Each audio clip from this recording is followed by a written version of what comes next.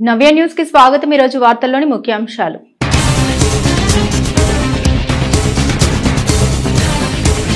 పెన్షన్ల విషయంలో వైసీపీ నేతలు విష ప్రచారం చేస్తున్నారు। అద్దంకి నియోజకవర్గంలోని పలు గ్రామాల్లో మంత్రి గొట్టిపాటి పర్యటన, వైసీపీ నేతల తీరుపై మండిపాటు।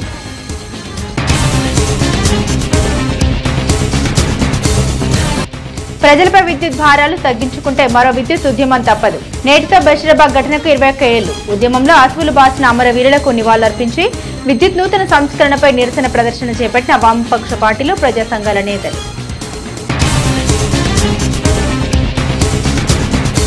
ప్రతి రైతు బ్లాక్ బర్లీని ప్రభుత్వం కొనుగోలు చేస్తుంది। బాపట్ల కర్లపాలెం మండలం నల్లమోతువారిపాలెంలోని ఎఫ్సీఐ గోదాంలో ఏర్పాటు చేసిన పొగాకు కొనుగోలు కేంద్రాన్ని పరిశీలించిన కలెక్టర్ వెంకటమురళి।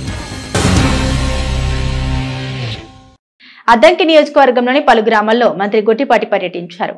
ఈ క్రమంలో పలు అభివృద్ధి కార్యక్రమాలకు ఆయన శంకుస్థాపన చేశారు। నిర్మాణం పూర్తి చేసుకున్న రోడ్డును మంత్రి గొట్టిపాటి ప్రారంభించారు। దివ్యాంగులకు ఇచ్చే పెన్షన్ల విషయంలో వైసీపీ నేతలు అసత్యాలు చెబుతూ విష ప్రచారం చేస్తున్నారని రాష్ట్ర విద్యుత్ శాఖ మంత్రి గొట్టిపాటి రవికుమార్ ఆగ్రహం వ్యక్తం చేశారు। బాపట్ల జిల్లా అద్దంకి నియోజకవర్గంలోని గురువారం మంత్రి గొట్టిపాటి వివిధ ప్రాంతాల్లో పర్యటించి పలు అభివృద్ధి కార్యక్రమాలకు శంకుస్థాపన చేశారు। నిర్మాణం పూర్తి చేసుకున్న రోడ్డును ప్రారంభించారు। ముందుగా జార్లపాలెం చెరువు కొమ్ముపాలెం తార్ రోడ్డును 1 కోటి వ్యయంతో నిర్మించేందుకు శంకుస్థాపన చేశారు।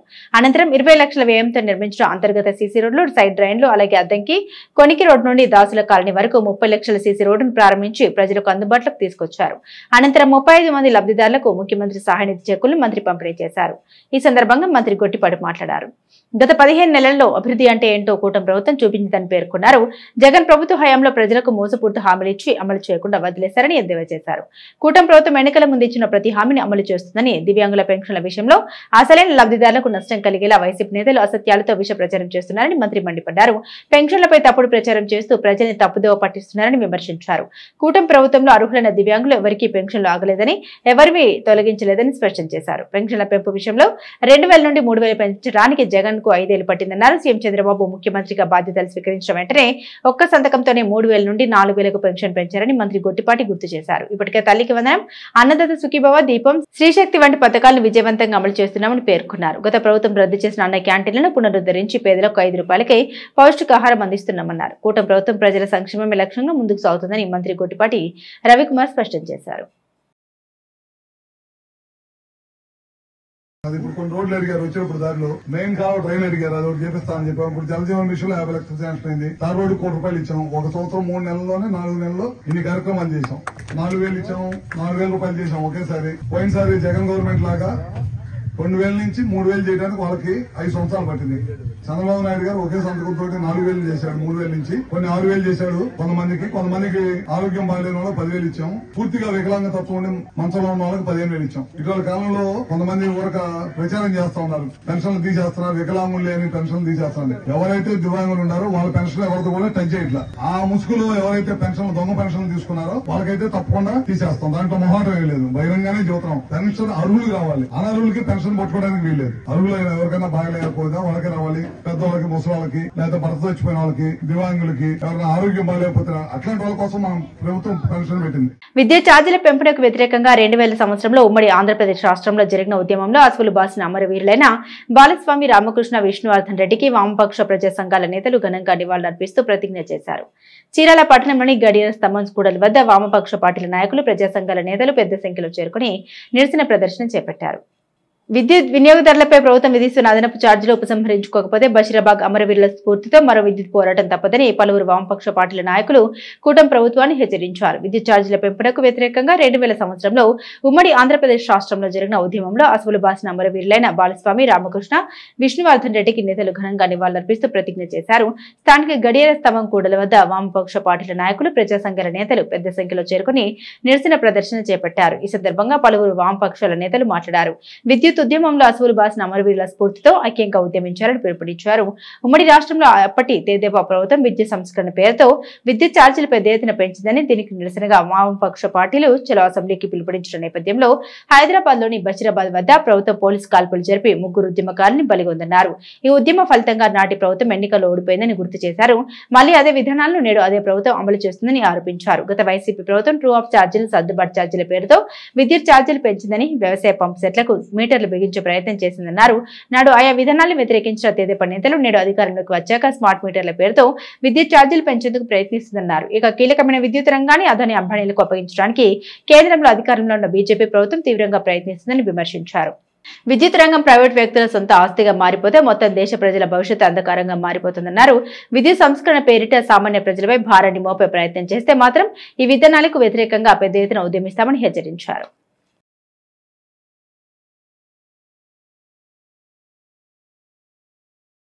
ప్రపంచ బ్యాంక్ కి తలొగ్గి ఆ రోజు ఆంధ్ర రాష్ట్రంలో విద్యుత్ సంస్కరణల్ని ప్రారంభించింది. ఆ సంస్కరణల సందర్భంలో రాష్ట్ర ప్రజల మీద 36% విద్యుత్ పన్నుల్ని పెంచింది. ఆ పన్నులకు వ్యతిరేకంగా రాష్ట్ర వ్యాప్తంగా వామపక్ష పార్టీలు 9 వామపక్ష పార్టీలు ఆ రోజు ప్రతిపక్షంలో ఉన్నది కాంగ్రెస్ పార్టీ ఇతర ప్రజా సంఘాలు అన్ని కలిసి పెద్ద ఎత్తున రాష్ట్ర వ్యాప్తంగా ఉద్యమించి ఆగస్టు 28వ తేదీన చలో హైదరాబాద్ నిర్వహించారు. ఆ చలో హైదరాబాద్ సందర్భంలో రాష్ట్ర ప్రభుత్వం ఉద్యమం మీద నిర్బంధం ప్రయోగించే విధంగా కాల్పులు జరిపింది. కాల్పుల్లో 3 అమరులయ్యారు. అమరులైన బాలస్వామి, రామకృష్ణ, విష్ణువర్ధన్ అనే 3 ఆ రోజు అసలు బాసారు. ఆ రోజు ఆ ఉద్యమానికి భయపడినట్టు చంద్రబాబు నాయుడు గారు ఆ రోజు సంస్కరణలు వెనక్కి తీసుకున్నారని చెప్పి అన్నారు. తిరిగి అధికారంలోకి వచ్చారు. అందుకని ఆ రోజు నుంచి ఈ రోజు వరకు కూడా ఏ ప్రభుత్వ అధికారంలోకి వచ్చినా ఆ ఉద్యమ స్ఫూర్తితోటి ఎవరు విద్యుత్ సంస్కరణల జోలికి వెళ్ళడానికి సాహసించాల. కానీ ఈ రోజున్న కూటమి ప్రభుత్వం అధికారంలోకి వచ్చిన తర్వాత జగన్మోహన్ రెడ్డి ప్రభుత్వం ఈ సంస్కరణ మళ్ళీ తిరిగి ప్రారంభిస్తే ఆ సంస్కరణలకి నేను వచ్చిన తర్వాత ఈ బిల్లులు పెంచబోమని చెప్పి అన్నాడు. కానీ విద్యుత్ బిల్లులు పెంచుతా ఉన్నాడు. అదేవిధంగా స్మార్ట్ మీటర్లు ఆ రోజు పెడతా ఉంటే స్మార్ట్ మీటర్లు పగలగొట్టమని పిలిపించాడు. కానీ ఈరోజు స్మార్ట్ మీటర్లు చాలా వేగంగా బిగిస్తూ ఉన్నారు. అందుకని ఏదైతే సంస్కరణలు ఆ రోజు ప్రారంభమైనో ఆ రోజు ఎలా తీసుకునే సంస్కరణలు ఏదైతే మళ్ళీ ఈ రోజు ప్రారంభించారు. అందుకని ఆ రోజు ప్రపంచ బ్యాంక్ కోసం పనిచేశారు. ఈ రోజు అదానీ కంపెనీ కోసం ఈ రోజు చంద్రబాబు నాయుడు గారు పనిచేస్తున్నారు. అలాగే ఆ స్ఫూర్తితోటి ఈ రోజు మేమందరం కూడా వామపక్ష పార్టీలుగా ఇతర ప్రజా సంఘాలు మేమందరం ప్రతిజ్ఞ పొందాం.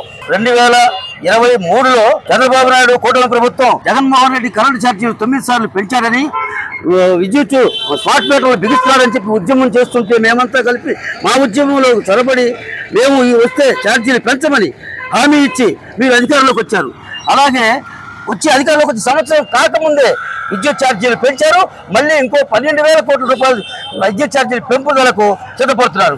అంతేకాదు షిరిడి సాయి ఎలక్ట్రానిక్స్ కి స్మార్ట్ మీటర్ల కాంట్రాక్టులు మేము రద్దు చేస్తా ఉన్నారు. అది రద్దు చేయకపోగా అవి కొనసాగిస్తున్నారు. అంతేకాదు అసలు 25 kV ఉద్యమంగా మొదలై మీ ప్రభుత్వాన్ని కూలదోసే వరకు ఈ ఉద్యమాన్ని ఆపమని హెచ్చరిస్తున్నాం.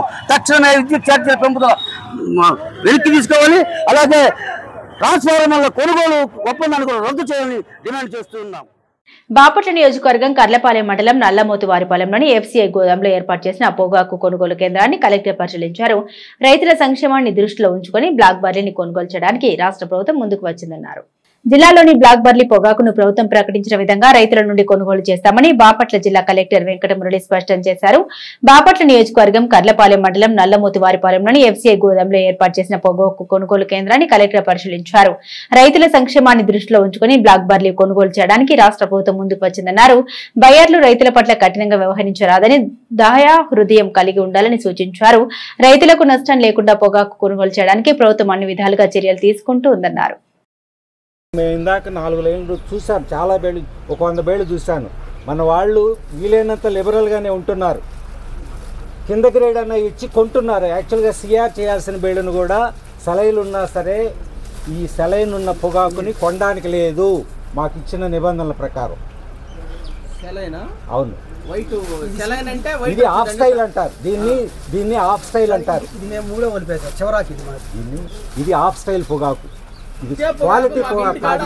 ఇది క్వాలిటీ పొగాకు కాదు. చీరాల మండలం కావూరువారిపాలెం గ్రామంలో రైతులు సౌకర్యార్థంగా నూతనంగా ఏర్పాటు చేసిన క్షేత్ర natural private limited company Gudem ప్రారంభోత్సవం జరిగింది. కాగా నూతన గూడెంను బాపట్ల జిల్లా ఉద్యానవన జిల్లా అధికారి కబీర్ అలేకే ప్రారంభించారు. రైతులు పండించిన పంటలకు సరైన గిట్టుబాటు ధర లేని సమయంలో నిల్వ చేసుకోగలిగిన పంటల్ని గూడెంలలో నిల్వ చేసుకుని తద్వారా మార్కెట్లో సరైన ధర వచ్చాక అమ్మకాలు చేసుకునే వెసులుబాటు రైతులకు ఈ గూడెం ద్వారా సమకూరుతుందని బాపట్ల జిల్లా ఉద్యానవన జిల్లా అధికారి కబీర్ అలేఖ్య అన్నారు. చీరాల మండలం కావూరువారిపాలెం గ్రామంలో రైతుల సౌకర్యార్థంగా నూతనంగా ఏర్పాటు చేసిన క్షేత్ర natural private limited company Gudem ప్రారంభోత్సవం జరిగింది. కాగా నూతన గూడెంను బాపట్ల జిల్లా ఉద్యానవన జిల్లా అధికారి కబీర్ అలేఖ్య ప్రారంభించారు. ఈ అవకాశాన్ని చీరాల మండలంలోని ఆయా గ్రామాల రైతులు సద్వినియోగం చేసుకోవాలన్నారు. ఈ కార్యక్రమంలో గూడెం నిర్వాహకులు వెంకటరమణారావు, చీరాల వైఎస్ఆర్ రైతు విభాగ అధ్యక్షులు కావూరి రమణారెడ్డి, పలువురు రైతులు పాల్గొన్నారు. వేటపాలెం మండలం కొణిచేటి చేనేతనపురి కాలనీలో వినాయక చవితి పండుగ వేడుకల్లో భాగంగా కాలనీ వాసులు ఏర్పాటు చేసిన గణనాథుడి విగ్రహాన్ని చీరాల మాజీ ఎమ్మెల్యే ఆమంచి కృష్ణమోహన్ సందర్శించారు. ఈ సందర్భంగా లంబోదరుడికి నిర్వహించిన ప్రత్యేక పూజాది కార్యక్రమంలో కాలనీ వాసులతో కలిసి ఆయన పాల్గొన్నారు. విఘ్నేశ్వరుని ఆశీస్సులతో చీరాల నియోజకవర్గ ప్రజల జీవన ప్రమాణాలు మెరుగుపడాలని, అన్నింటా ప్రజలు సుఖ సంతోషాలతో తొలుతూగాలని చీరాల మాజీ ఎమ్మెల్యే ఆమంచి కృష్ణమోహన్ అన్నారు. వేటపాలెం మండలం కొణిచేటి చేనేతపురి కాలనీలో వినాయక చవితి పండుగ వేడుకల్లో భాగంగా కాలనీ వాసులు ఏర్పాటు చేసిన గణనాథుని విగ్రహాన్ని చీరాల మాజీ ఎమ్మెల్యే ఆమంచి కృష్ణమోహన్ సందర్శించారు. ఈ సందర్భంగా లంబోదరునికి నిర్వహించిన ప్రత్యేక పూజా కార్యక్రమంలో కాలనీ వాసులతో కలిసి ఆయన పాల్గొన్నారు.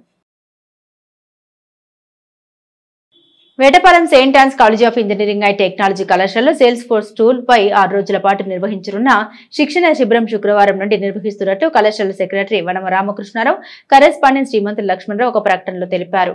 కంప్యూటర్ సైన్స్ మరియు ఇంజనీరింగ్ విభాగం ఆధ్వర్యంలో సేల్స్ ఫోర్స్ టూల్ పై శిక్షణ శిబిరం ప్రారంభించినట్టు కళాశాల principal doctor K Jagadish Babu తెలిపారు. Vetapalem Saint Ann's College of Engineering and Technology కళాశాలలో సేల్స్ ఫోర్స్ టూల్ పై 6 రోజుల పాటు నిర్వహించనున్న శిక్షణ శిబిరం శుక్రవారం నుండి నిర్వహిస్తున్నట్లు కళాశాల సెక్రటరీ వనమ రామకృష్ణారావు, కరెస్పాండెంట్ శ్రీమంతులు లక్ష్మణరావు ఒక ప్రకటనలో తెలిపారు. ఈ సందర్భంగా ఆయన మాట్లాడారు.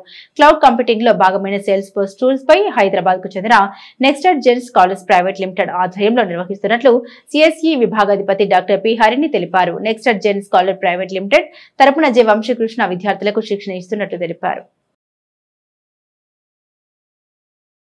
చీరాల మున్సిపల్ కార్యాలయంలోని కౌన్సిల్ సమావేశపు హాల్లో ఈ నెల 29వ తేదీ శనివారం మున్సిపల్ కౌన్సిల్ సాధారణ సమావేశం మున్సిపల్ చైర్మన్ మించాల సాంబశివరావు అధ్యక్షతన నిర్వహించనున్నట్లు మున్సిపల్ కమిషనర్ అబ్దుల్ రషీద్ ఒక ప్రకటన ద్వారా తెలిపారు.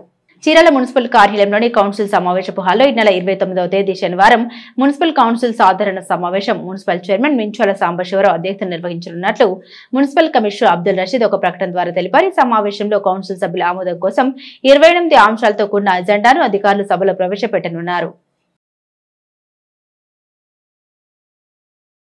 నవ్య న్యూస్ ముగించే ముందు ముఖ్యాంశాలు మరోసారి.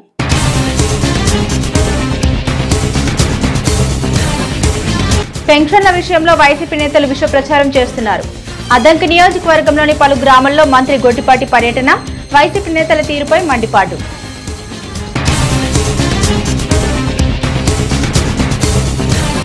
ప్రజలపై విద్యుత్ భారాలు తగ్గించుకుంటే మరో విద్యుత్ ఉద్యమం తప్పదు. నేటితో బషీరాబాద్ ఘటనకు 21 ఏళ్లు. ఉద్యమంలో అసువులు బాసిన అమరవీరులకు నివాళులర్పించి విద్యుత్ నూతన సంస్కరణపై నిరసన ప్రదర్శన చేపట్టిన వామపక్ష పార్టీలు, ప్రజా సంఘాల నేతలు.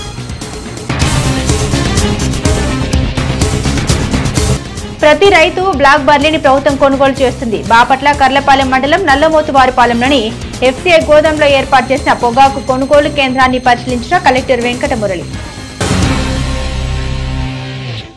నవ్య న్యూస్ ఇంతటితో సమాప్తం. నమస్కారం.